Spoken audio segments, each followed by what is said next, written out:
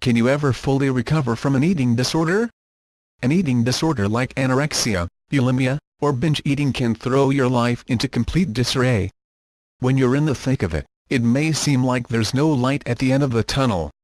Fortunately, that's not the case.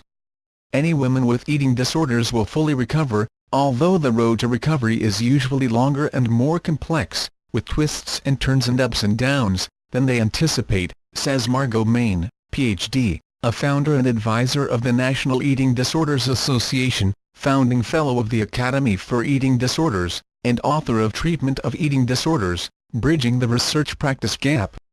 Read on to understand what's at the root of eating disorders and what you can do to give yourself or someone you love the best chance of moving beyond one. What causes eating disorders?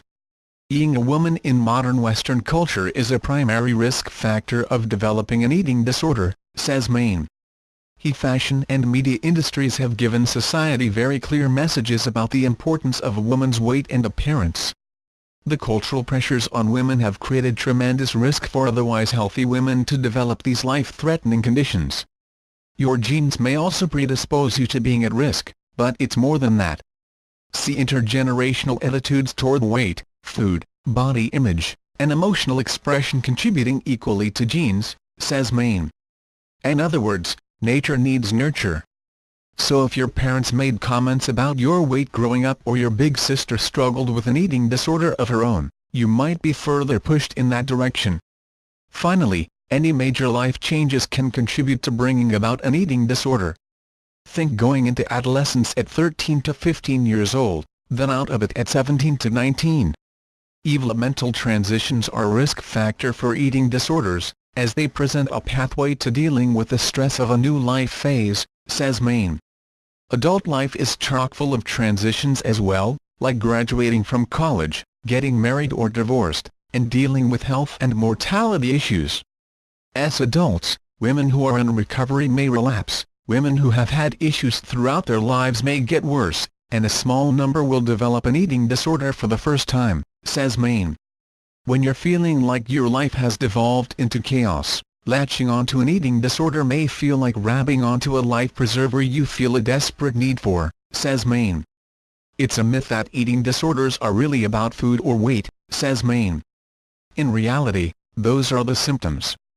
Instead, they're nuanced emotional and psychological conditions. While it takes time to decode the language of food, weight, and body image into real emotions and to make peace and move past these issues, it can be done, she says. The good news is you absolutely can leave your eating disorder in the past, says Main.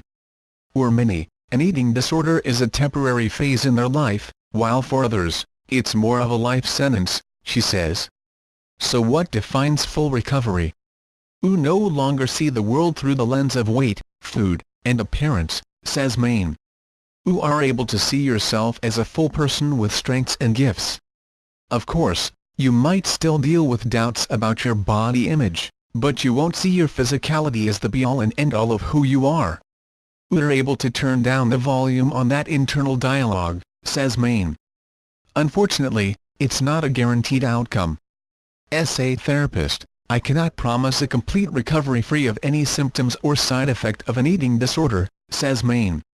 It's possible to reach partial recovery, which means you experience some of the calm periods but deal with relapses or your focus on food never abates as much as you like. For example, if you're struggling with an eating disorder, the best course of action is to get professional help. A specialist, like a psychologist, for an assessment and develop a treatment plan with that person, says Main. Some kind of therapy, individual, group, family, or couples, is often a treatment staple. You should also make a visit to your primary care provider, and as tough as it is, be completely honest about what you're going through so he or she can make sure you're not suffering from medical damage. Finally, many people benefit from seeing a registered dietitian who specializes in eating disorders or taking medication under the oversight of a psychiatrist, says Main. Whether you reach full or partial recovery, with treatment, you can enter a more peaceful, less tortured time in your life, she says.